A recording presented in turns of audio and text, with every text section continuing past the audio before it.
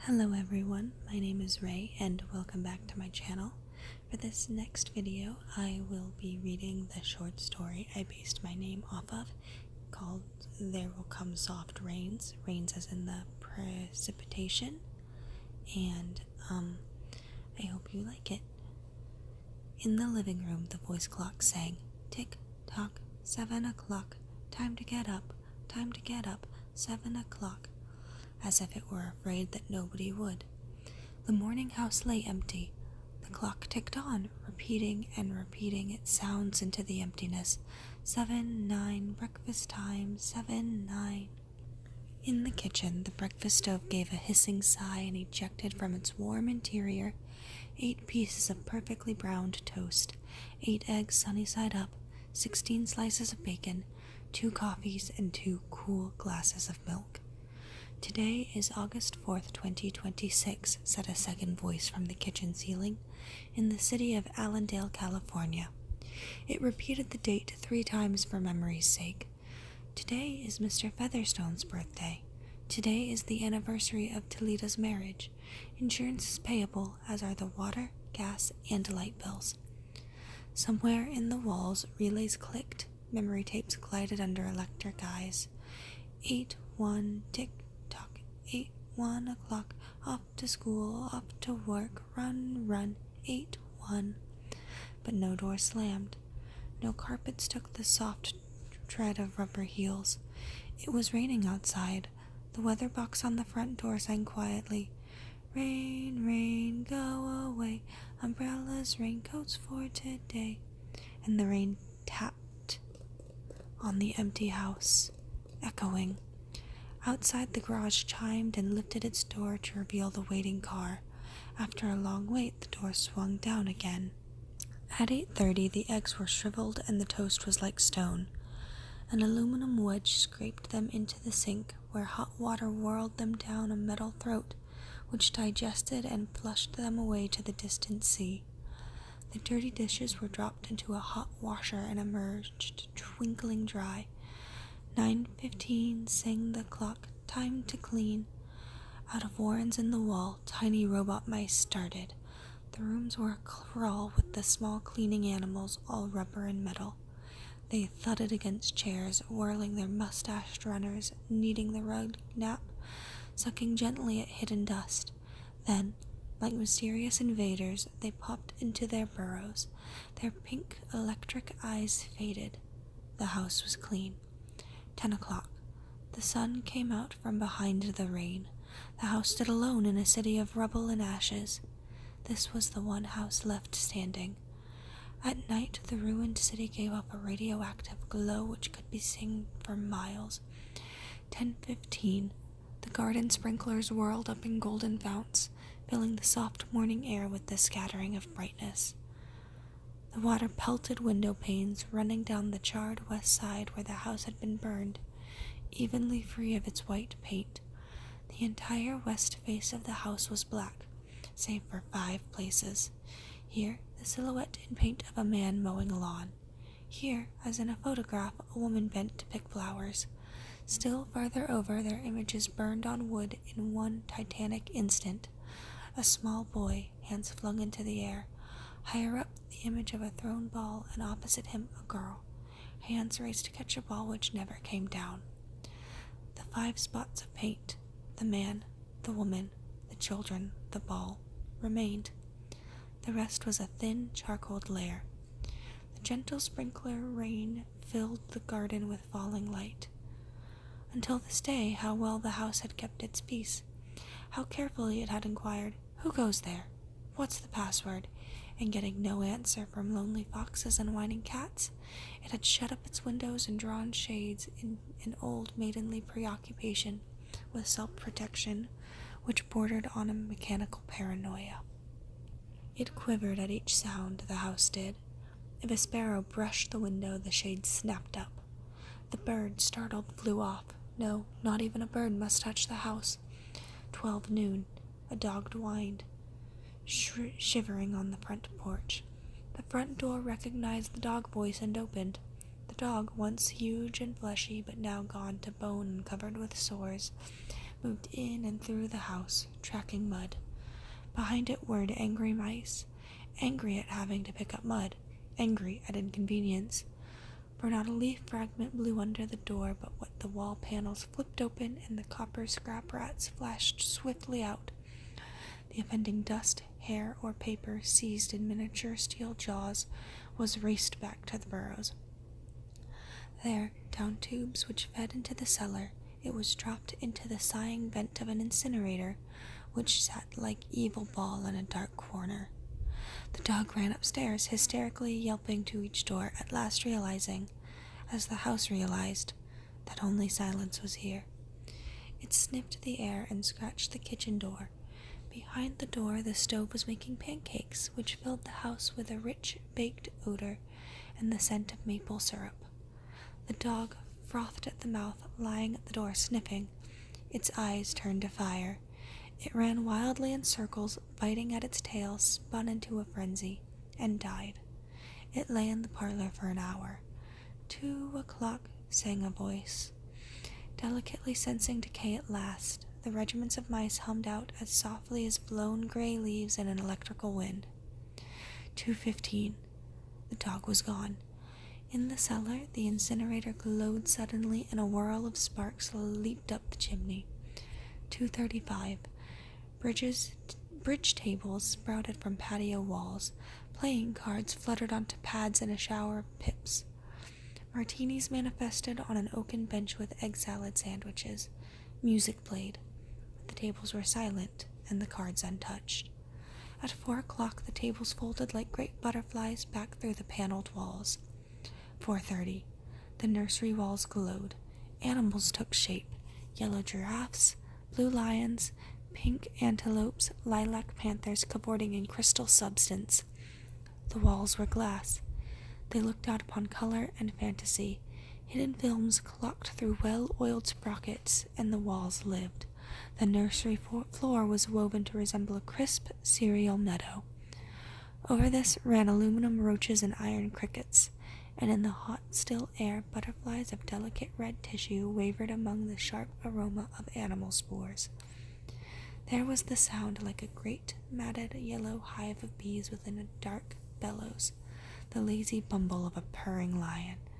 And there was the patter of okapi feet and the murmur of a fresh jungle rain, like other hoofs falling upon the summer-starched grass. Now the walls dissolved into distances of parched grass, mile on mile, and warm, endless sky. The animals drew away into thorn breaks and water holes. It was the children's hour. 5 o'clock, the bath filled with clear, hot water. 6, 7, 8 o'clock. The dinner dishes manipulated like magic tricks, and in the study a click.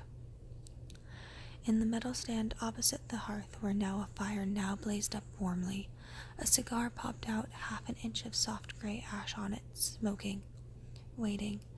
9 o'clock. The beds warmed their hidden circuits, for nights were cool here. 9:05. A voice spoke from the study ceiling. "Mrs. McClellan, which poem would you like this evening?" The house was silence. The voice said at last, "Since you express no preference, I shall select a poem at random." Quiet music rose back to the voice. "Sarah Teasdale, as I recall, your favorite." There will come soft rains, and the smell of the ground, and swallows circling with their shimmering sound, and frogs in the pools singing at night, and wild plum trees in tremulous white.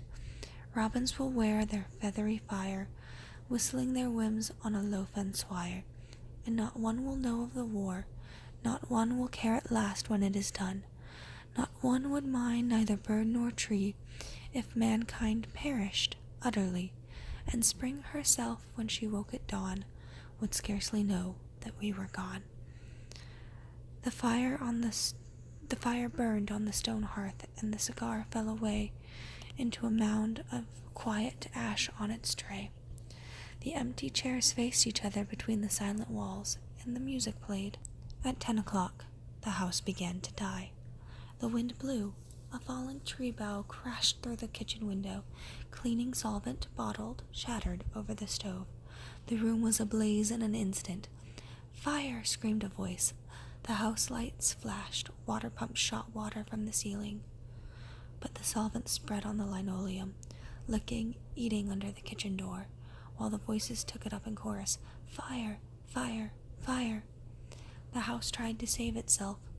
Doors sprang tightly shut, but the windows were broken by the heat, and the wind blew and sucked upon the fire. The house gave ground as the fire in 10 billion angry sparks moved with flaming ease from room to room, and then up the stairs. While scurrying water rats squeaked from the halls, pistoled their water and ran for more, and the wall sprays let down showers of mechanical rain. But too late. Somewhere, sighing, a pump shrugged to a stop. The quenching rain ceased. The reserve water supply which had filled baths and washed dishes for so many quiet days was gone. The fire crackled up the stairs. It fed upon Picassos and Matisses in the upper halls, like delicacies baking off the oily flesh, tenderly crisping the canvases into black shavings. Now the fire lay in beds, stood in windows, changed the color of drapes, and then reinforcements.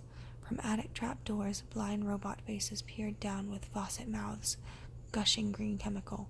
The fire backed off, as even an elephant must at the sight of a dead snake. Now there were 20 snakes whipping over the floor, killing the fire with a clear, cold venom of green froth. But the fire was clever. It had sent flame outside the house, up through the attic to the pumps there, an explosion. The attic brain which directed the pumps was shattered into bronze shrapnel on the beams. The fire rushed back into every closet and felt of the clothes hung there. The house shuddered, oak bone on bone, its bared skeleton cringing from the heat, its wire, its nerves revealed as if a surgeon had torn the skin off to let the red veins and capillaries quiver in the scalded air. Help! Help! Fire! Run! Run! Heat snapped mirrors like the first brittle winter ice, and the voices wailed, Fire! Fire! Run! Run! Like a tragic nursery rhyme. A dozen voices, high, low, like children dying in a forest, alone, alone, and the voices fading as the wires popped their sheathings like hot chestnuts. 1, 2, 3, 4, 5 voices died. In the nursery, the jungle burned. Blue lions roared, purple giraffes bounded off. The panthers ran in circles, changing color, and 10 million animals, running before the fire, vanished off toward a distant streaming river. 10 more voices died. In the last instant under the fire avalanche, other choruses, oblivious, could be heard announcing the time, cutting the lawn by remote control mower, or setting an umbrella frantically out and in the slamming and opening front door. 1,000 things happening like a clock shop when each clock strikes the hour insanely before or after the other.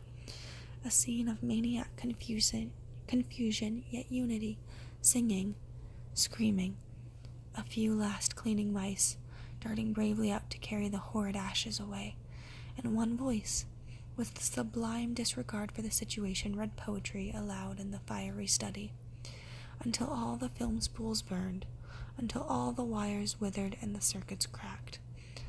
The fire burst the house and let it slam flat down, puffing out skirts of spark and smoke. In the kitchen, an instant before the rain of fire and timber, the stove could be seen making breakfasts at a psychopathic rate.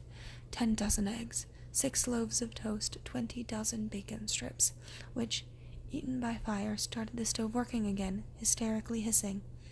The crash, the attic smashing into kitchen and parlor, the parlor into cellar, cellar into subcellar, deep freeze, armchair, film tapes, circuits, beds, and all like skeletons thrown into a cluttered mound deep under. Smoke and silence. A great quantity of smoke. Dawn showed faintly in the east. Among the ruins, one wall stood alone. Within the wall, a last voice said, over and over, again and again, even as the sun rose to shine upon the heaped rubble and steam, Today is August 5th, 2026. Today is August 5th, 2026. Today is... Thank you guys for listening. If you liked this video, suggest different short stories or poems for me to read in the comments. I think that's everything.